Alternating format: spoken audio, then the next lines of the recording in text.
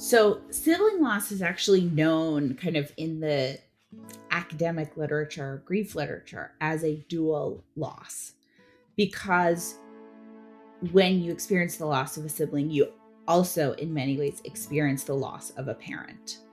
Um, your parents are never the same because how could they be?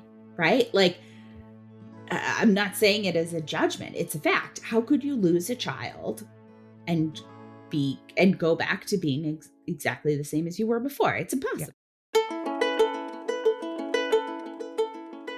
Hello, and welcome to Grief, Gratitude, and the Gray in Between podcast.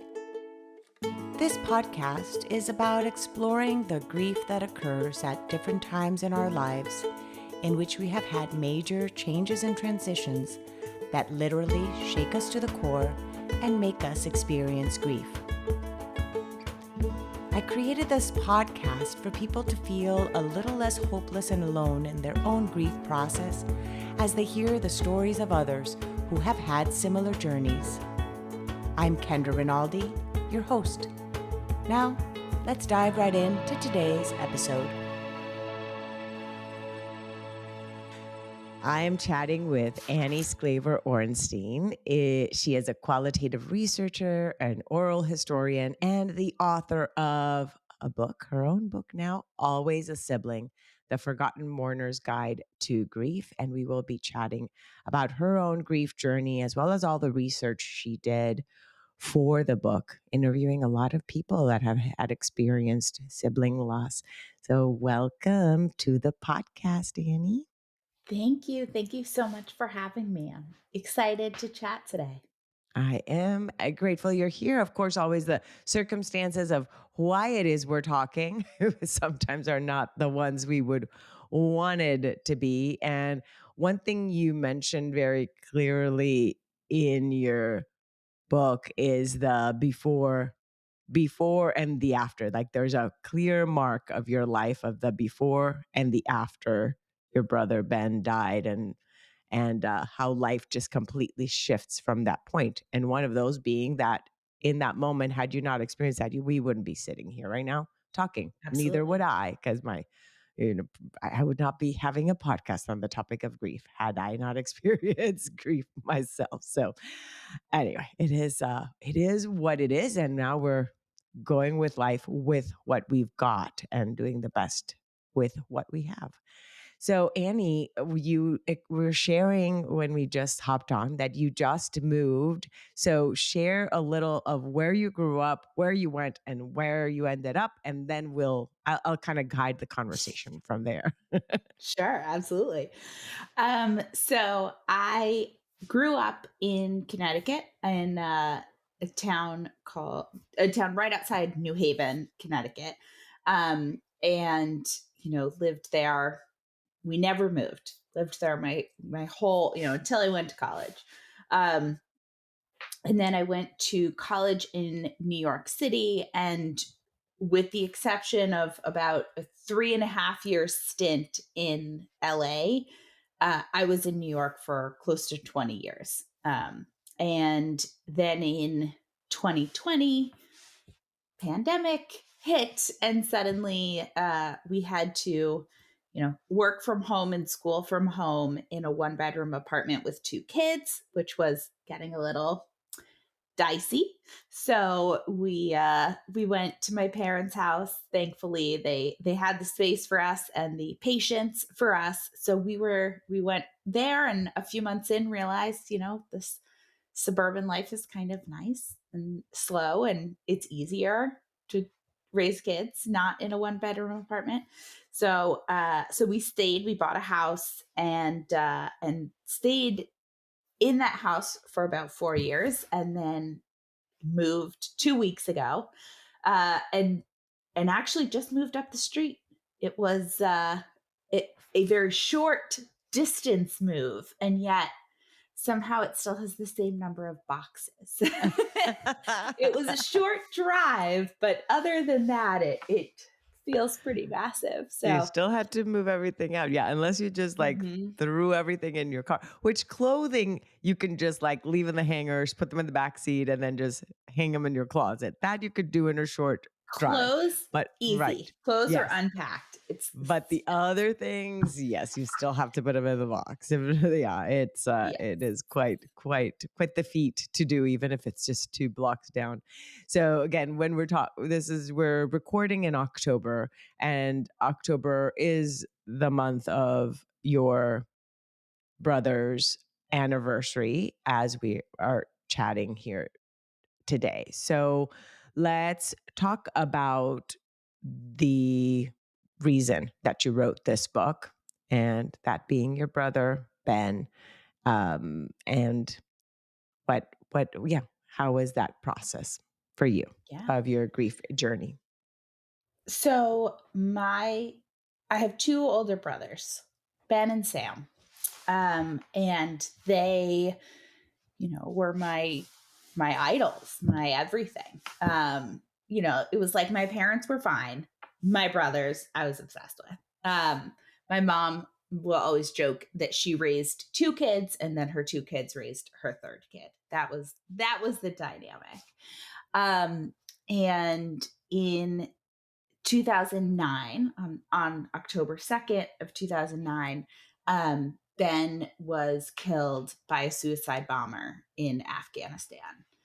Um, I was actually babysitting for Sam's son, for my first nephew, um, when when my parents started kind of got the news and called Sam and said they were on their way into the city to tell me. And Sam said, she's at my house, she's at my apartment, she's sitting on my couch, I'll go home and tell her. And that was the shift, that was the break in the timeline, where suddenly it was nothing was as it had been, nothing was as it should be. It felt like the whole world was just off kilter. um and in my grief, those early days are can be somewhat blurry, um as it is for a lot of people. But one thing I remember very clearly was going to look for a book or something that might help me as a sibling. And I went to a big bookstore and I went to the grief section and I checked the table of contents and the indexes and all of these grief books. And there were books for grieving parents and grieving children and friends and partners and pets, but there was nothing for siblings. And because sibling grief is often diminished, anyway, and that was kind of what I had experienced. I was 25 at the time, and I took the lack of a book or resource as a I took it to mean that I should be fine. I had a very, very like literal. Confirming that what you were based not confirming, like dismissing that what you were feeling was actually valid, because if there were no books Yes. on it, then and meant you shouldn't be feeling anything. Yes? Yes. I had a very like literal business minded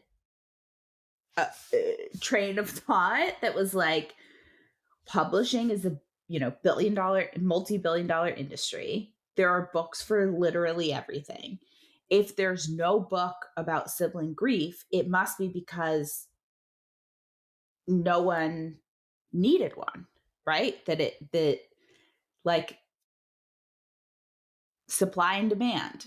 There was no demand, so there was no supply. And as a sibling griever, your grief is often kind of pushed to the back. People ask how your parents are doing, but they don't ask how you are doing, right?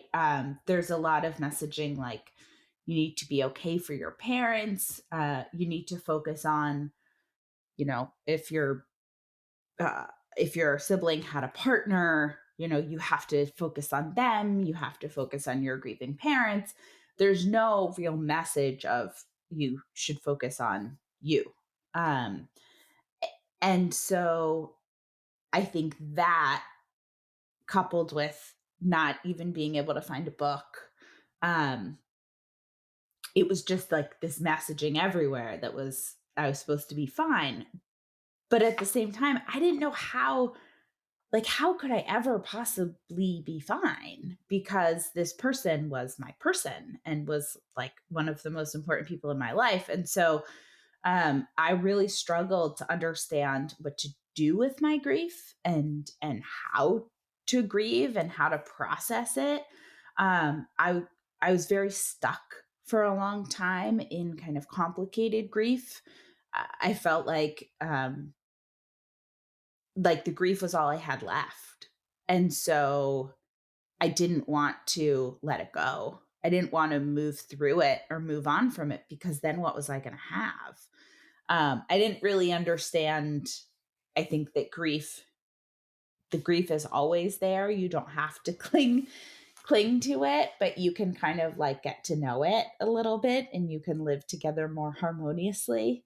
Um, but it took, it was years before I started to think about writing anything. And ultimately what I wrote was in many ways the book that 25-year-old Annie needed that day at the bookstore, and as you mentioned, I did a lot of research and a lot of interviews for the book. And I often would go back to those and think about, like, okay, this is how do I write this as the book that, this person who I interviewed needed when their sibling died. And that was very helpful framing for me and kind of a helpful like touchstone to keep going back to.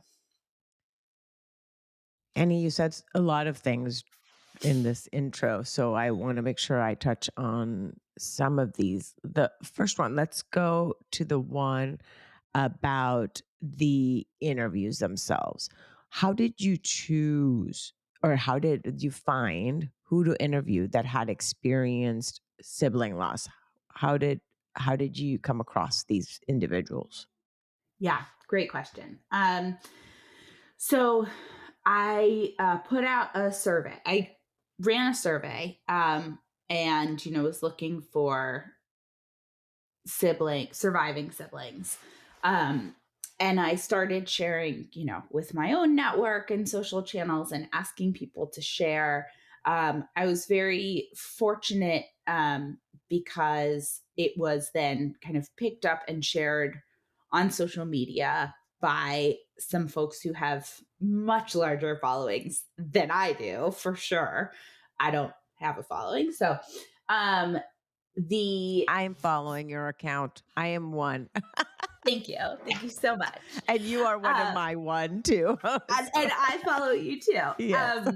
So it was shared, it was shared on social media, which was great because really the last thing I wanted was to only interview people like in my network.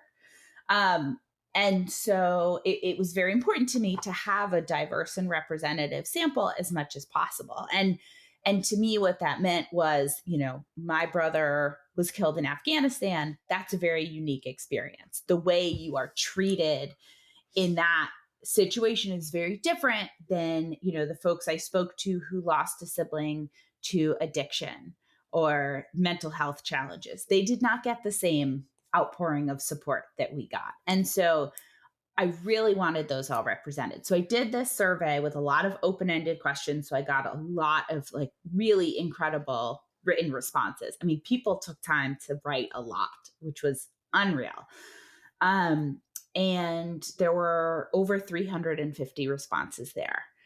And That is yes, it crazy. was great. And people wrote a lot. I mean, I had a lot to go through, which was awesome.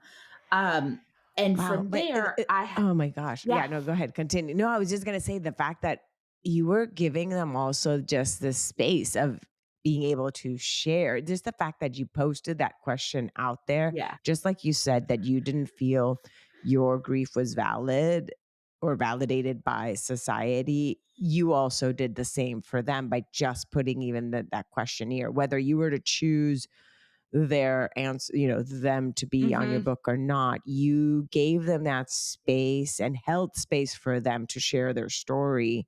So that is huge, even just for their own grief journey. Yeah, and I'll say I didn't see it that way at the time. I thought, man, I hope these people do me the favor of filling this out. I did not think I was doing something to help others. I was hoping that the book would help others. But I thought the survey was like me asking people for something. Um, and the responses reflected what you said. It was a lot of people being saying, even like, I didn't know that I needed to talk about this until I started writing it, and now I'm crying writing this survey, and thank you. And so I took those responses and had kind of a matrix of, okay, I want different, people of different ethnicities and genders, but I also wanted people who lost their siblings at different ages. I wanted, some people where the loss was more recent or the loss happened a long time ago.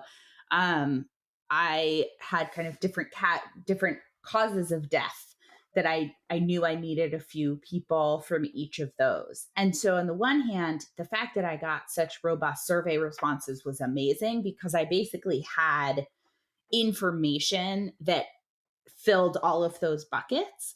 But I then went through and kind of hand selected folks to do follow up interviews with. And those interviews lasted anywhere from 1 to 2.5 hours. And that was where I really kind of dove deeper into some of these things. And it was where being a kind of career researcher came in very handy because I could put on my researcher hat and be very kind of analytical about it. Not that I didn't cry during every single interview, because I think I did. But it was like, okay, I need to talk to people who experience homicide. I need to talk to people who had experience with, addiction. And so that was really helpful. And I did about close to 40 of those follow up interviews. And then also some interviews with professionals or experts in the field as well. That is incredible. And the fact that there is the diverse ways, not only of how people died, but also the relationship with the individuals. One of the ones that is mentioned is that aspect of when someone might have not had a good relationship with the sibling, and then the sibling dies, and then people are like, well, why are you grieving? You didn't even talk to your sibling for however many years, or those kind of things that are very Mhm. complex in i- the complexity of grief. You mentioned quite a bit, and the different types of grief that are labeled out there, whether we want to go by those labels or not, but that at least it gives some kind of idea of what it is. So yeah, Yeah. it is And very wide. that was an interesting one for me because, again, I had a very good relationship with my brother. And so I did not feel equipped to write about having not good relationship. I didn't have that firsthand experience. And I really lucked out because my editor, and we didn't know this when we were pitching, but my editor had experienced sibling loss. And so there were a lot of places where she could kind of check me and be like, hey, let's remember that not everyone has happy memories. Let's remember these things. And so, which was incredibly helpful. But I remember reading through the survey responses and getting one from someone where, you know, the question was something like, describe your relationship with your sibling. And it was like, oh, we were never very close. If we weren't sisters, we wouldn't be friends. We never really related, like all of this stuff. It read as very like indifferent.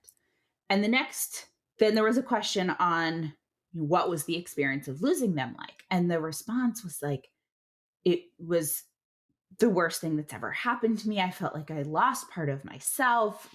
I've never recovered. Like it was clearly a deep loss. And I'm looking at these two responses, It looked like knowing it they was from came two different from people.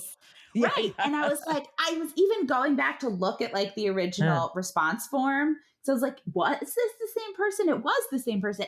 And so there were responses like that where I would think, this is a person I need to interview. I need to get the details on this and I need to dig into this deeper because it's not something that I have firsthand experience with. So there were also some where just like things like that would stick out. And the kind of curious researcher in me would be like, I need to scratch the surface here and dig a little deeper. And it was really helpful.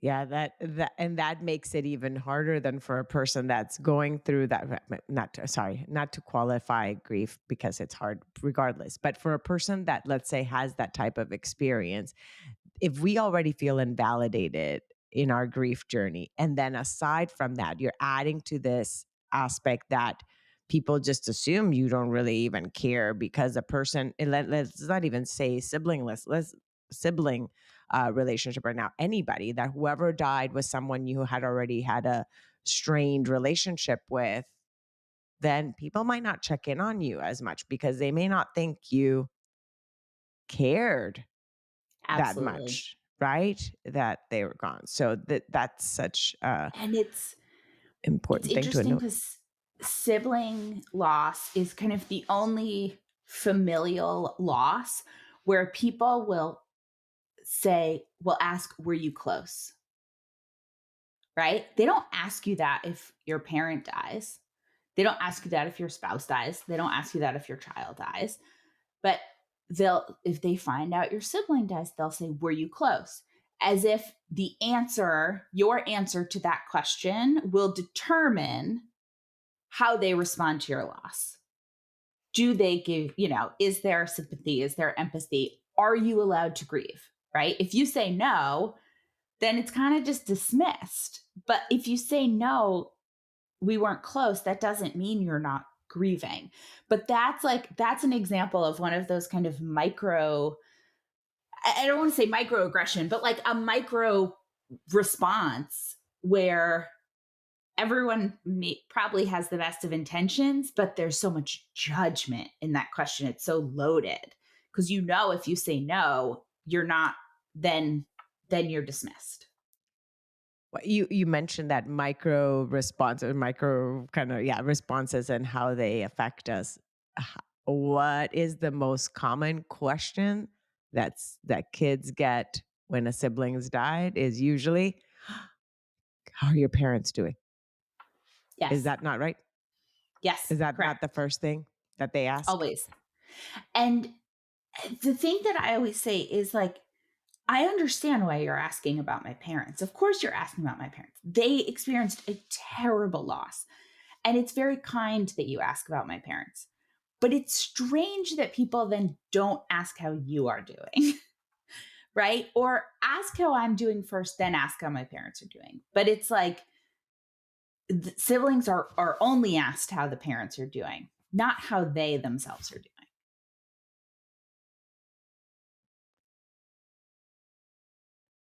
When you wrote the part about, as kids, like, not only do we experience our sibling loss, but then we also experience our parents having lost who they even were within that, because we also can lose the support of our parents because they are in, and I'm saying it this way if whoever's listening doesn't know, I've also experienced sibling loss, so I'm saying it including myself in your, I'm not part of your book. You didn't send me the survey, by the way, Annie. I'm joking. I wish I You didn't know me. You didn't know me. That it didn't no. reach my ears.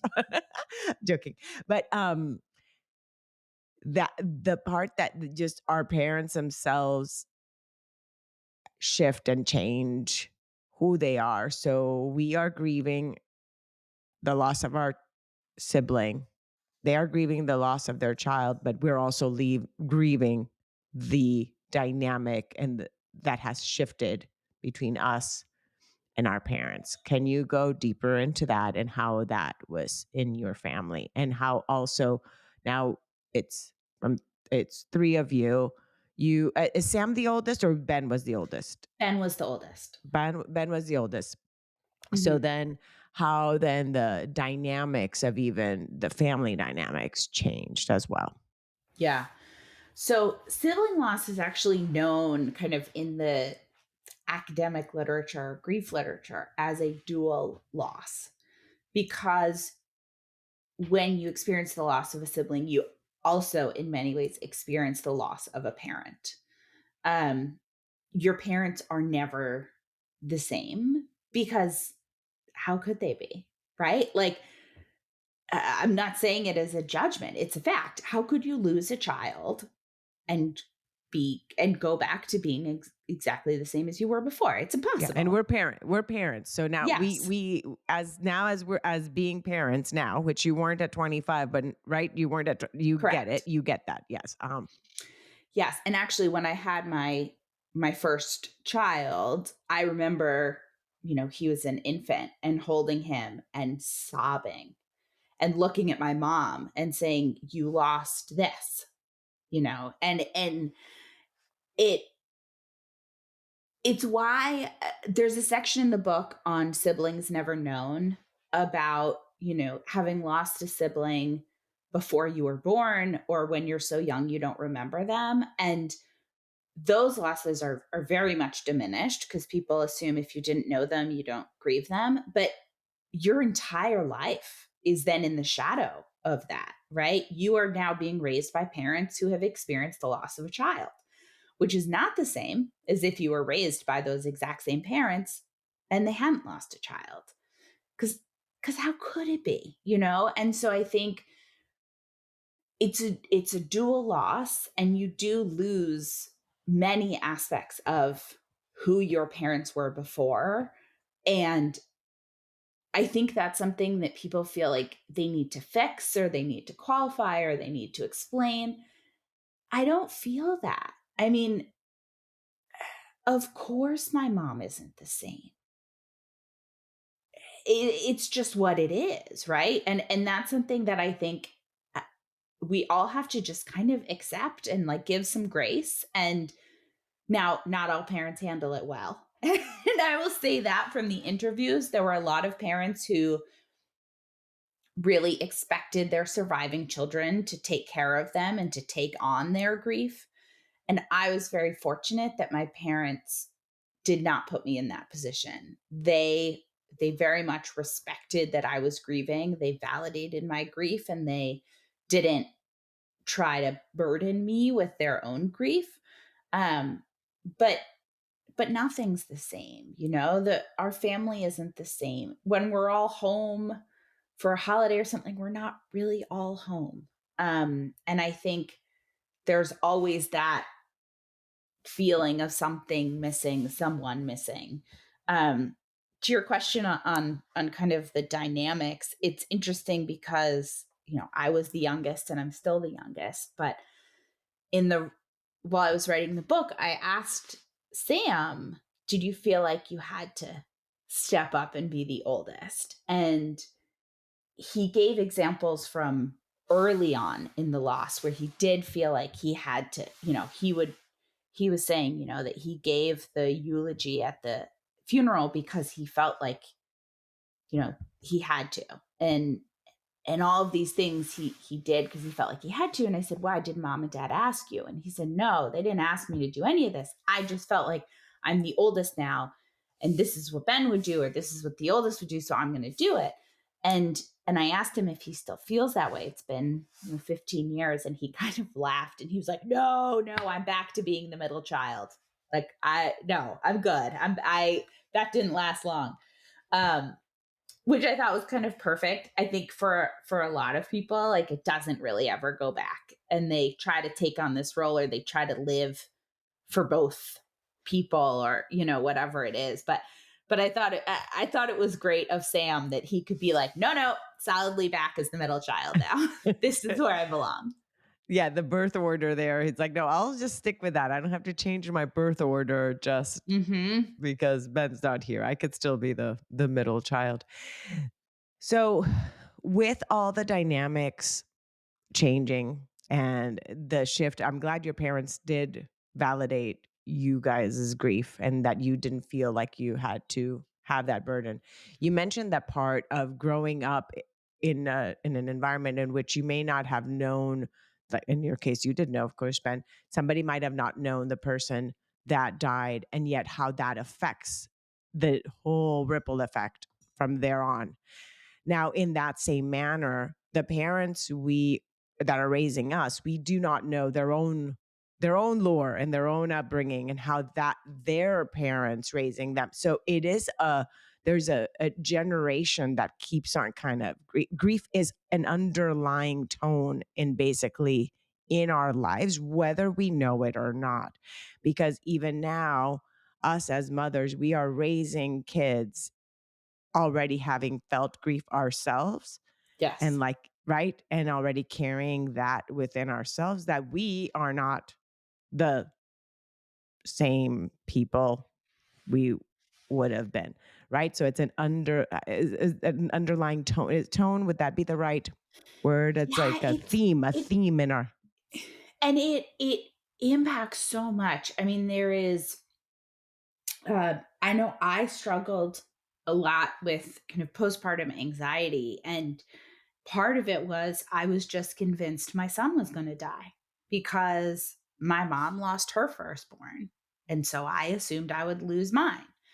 And I remember my therapist being like, but your firstborn is a toddler in New York City, not in a war zone. Your brother was in the military in a war zone, and it didn't matter. Like, logic be damned. And I heard that again and again from people, just this assumption that something was going to happen. Um, One thing I heard time and time again that was really interesting, that was certainly something that I have struggled with, but I didn't know was so common, was people saying that either they had three kids or they had like very much, considered and debated having three kids in case one of them died. Like, real contingency planning. They were afraid if one of them died, they would then one sibling would be left alone or left as an only child. And I heard that from people who had, only one sibling and had lost their only sibling. I heard it from people who had multiple siblings and so they still had living siblings. It's something that I struggled with very much, and it it came up time and time again, was this idea of like insurance, right? Like, this is such a real thing, and so I need to like plan for my children what happens if one of them die. wow. Yeah, it's like living with this like trauma driven life to some extent, to right? You're living based on these type of traumas that again might have not even occurred to you directly, but even somebody in your family, and you might be holding on sometimes to these beliefs and these fears Yeah, that may not be absolutely. your own, but you're holding on. Now, talking regarding that, something you mentioned early on in your book because of you mentioning the home your parents uh had being in the family since 1942, which is the year my dad was born, uh and how your ancestors, was those your great grandparents? No, it My was Yes. Yeah, my great grandma. great grandma, and that's the name is who your name you have the same name, don't you? Anne, was that it? Yeah. Yeah, Yes, yeah, I was named after her. yeah, and so in that time, it was when you it was something regarding the lands that Jewish families could own or not.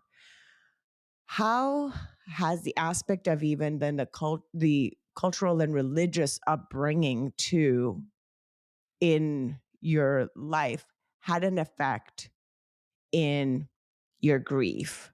Mhm. I will say, in I found a lot of comfort in the traditions of Judaism. Um, I think, when everything happened, and because of the way he died, we could not open the casket when it was returned to us. And there was for me, a lot of comfort in the fact that like Jews don't do open casket. That's not a thing. And so there was never any expectation. There was no like, oh, we have to figure out what to do now because we can't have a wake. Like that was off the table anyway.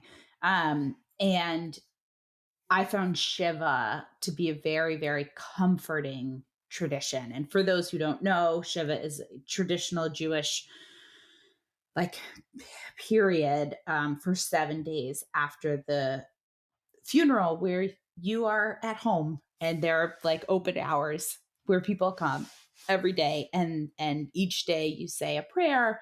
And so often they'll be like, Shivas from 6 to 8, and we'll have this service at 7, and come whenever. And so people just come by and they bring food and they sit with you. And I found that really comforting.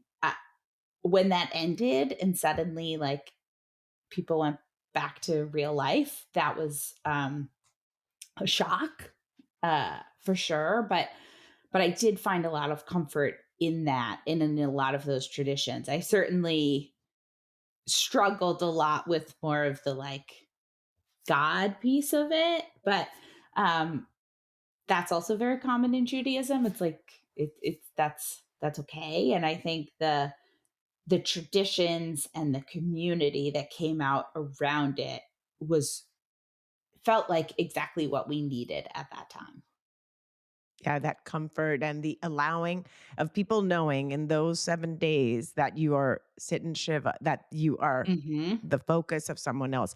Now, in your book, you also talk about just in history how it changed a little bit of just how grief used to be, like in the Victorian period of time, to how it is now, and that people not really knowing that you're grieving when you're walking around the world nowadays, when in the past they did.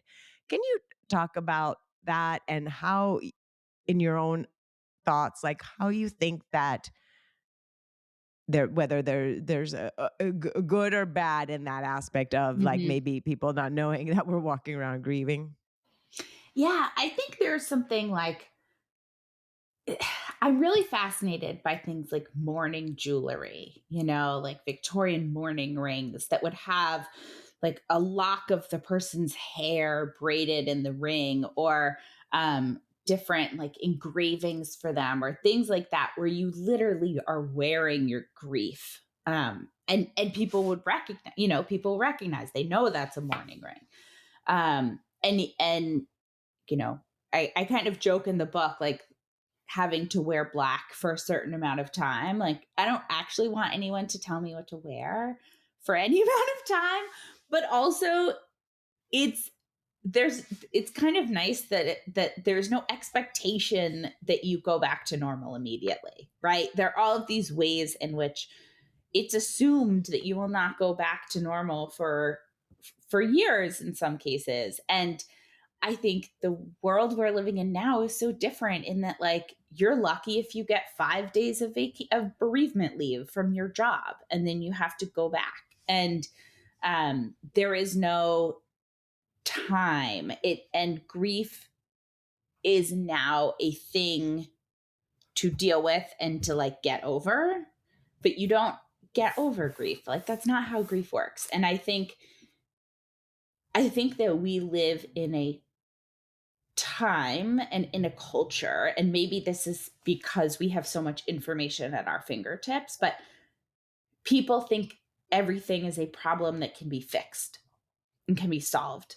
And so, oh, well, you're still grieving. Have you read this book? Have you tried this thing? Have you done this thing? Like, people want to fix it, and they think that that's making it better. But you can't fix grief. You can't make it better. It exists, it will always exist, and you learn to live with it and you learn to carry it with you, but it doesn't ever go away. And I think historically there were periods of time where we were better at giving people that grace. Um, and there was no expectation that you get over it. And now it's very much like, okay, move it along. Like, you've had enough time now. You should be okay. And that does a lot of people a great, grave disservice, because it's just not how grief works. Right. And also when grief is the type that people in society don't even acknowledge that you grieve for that. Like, okay, you might be getting 5 days off of work if your sibling, spouse, child, parent died. But what about when your dog, when Mhm. our dogs, our pets are, where those are griefs that are not even seen in society as something as valid. You're not, if you're requesting time off because of like, they wouldn't even like understand that. Let's Absolutely. talk about your mum, MUM, which when I read it, all I thought was I live in Texas. And in Texas, when I saw the M, I'm like, wait, is she talking about mums like the ones that the flowers that so here the kids wear these mums for homecoming, these big things. So it is the mourner's user manual. So talk about why it is you thought of helping the readers come up with a mourner's user manual. You know how when you're, like, in a conversation and there's some exchange or something, and you walk away, and then 10 minutes later, you come up with the perfect response, and you're like, "Oh, I knew it, like, that's the thing I should have said, and I didn't say it in the moment." I feel like I have those moments all the time, right? And it's like when I need to think of something on command, it's hard. Like, there have been times in, like, a work icebreaker, right? Where they'll say, like, favorite movie. And my mind goes blank. And I'm like, what is a movie? I've never seen a movie. Like, what's a Yeah. favorite? Like, you can't think of, It's so hard. Yeah, it's so and hard. so one of the things that I, felt would be really helpful is like when someone texts you and say, like, what do you need? Or do you want this thing or whatever? Especially when you are in that phase of acute grief and you are mourning, you are not thinking straight. You can't think of anything on command. You know, and then time passes and you're like, oh, I should have asked for this thing or that thing, or oh, I forgot. I actually hate it when people do this, whatever. And so I felt like when you're reading the book, you're kind of in this right mindset. And the mom gives people almost a form to fill out that so that when they are asked on the spot, they don't actually have to come up with it on the spot. They've already thought about this. So, also just as a reminder to yourself, like, hey, when I'm feeling really down, is it helpful for me to go out with friends? Is it helpful for me to have, a friend over my house? Is it helpful to be alone? Like, what has been helpful for me? And that mom can change, but it's very much like kind of laying out some of the things that you might be faced with so that you can think about them a little bit in advance and kind of prepare that response. What am I going to say when people ask me this question or that question? And so that you can kind of process and think through and plan for these things that in many cases you never thought you'd have to do or answer. um, and and in the moment, maybe you say something completely different, but at least you've had the opportunity to be faced with it on your own terms first before getting kind of blindsided by something else. And it's really an opportunity for people to think through how they want to engage with their grief and how they want to engage with the world around them as they are grieving. That is so helpful because you're right. Like if it is hard to just think of those things on the spot when we're not grieving, the grief brain is a complete other thing. That's like just like a Mhm. mommy brain, when you're pregnant brain, grief brain has its own little space as well. Like it really does take up a lot of our energy to grieve that our brain doesn't function the same way. So simple questions sometimes as to what would you like me to bring for a meal, like making even that choice if somebody's offering to bring you a meal, you can't even choose that. So giving a person two options would probably Mhm. be Right. that's Do you like want pizza pizza. or Chinese food? Like, Exactly. yes, Simple. exactly. Simple. Exactly. Like, do you eat chicken or beef? Like Mhm. that, like a very simple question, because again, it doesn't. So that's great. So having time to then go through that so that in that moment you're more readily to answer. And even if it's mechanical, like a mechanic answer, maybe it's not even sometimes even truthful in that moment of how it is you feel. At least you feel like you gave an answer sometimes, right? Yeah. For something, Yep. even though like, well, maybe I really did not feel like pizza, but whatever. Uh, Right. at I least know I it don't have to. freezes well. Yes, and at least I've already like responded and then that's it. All right. So Annie, is there something I have not asked you? Because I know there's a lot in the book, and of course, we're gonna get into that part of how people can get to read it. But is there something I have not asked you that you want to make sure that No, the I think listeners this get to hear? no, I think this has been great. Yeah. Got You okay. did it. So there was Nailed not it. like a list.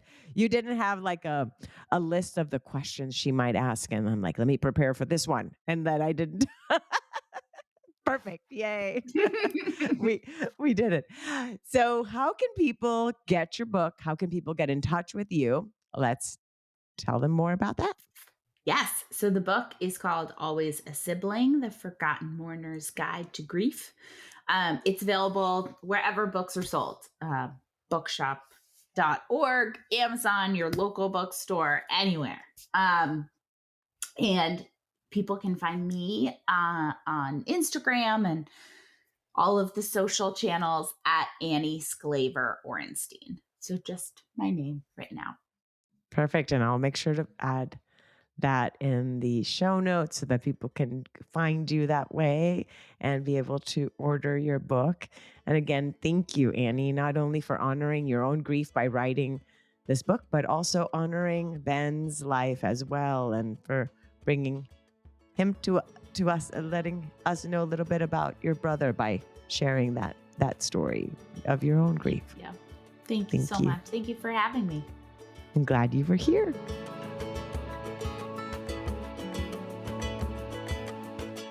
Thank you again so much for choosing to listen today. I hope that you can take away a few nuggets from today's episode that can bring you comfort in your times of grief. If so, it would mean so much to me if you would rate and comment on this episode. And if you feel inspired in some way to share it with someone who may need to hear this, please do so. Also, if you or someone you know has a story of grief and gratitude that should be shared so that others can be inspired as well, please reach out to me. And thanks once again for tuning in to Grief, Gratitude, and the Gray in Between podcast. Have a beautiful day.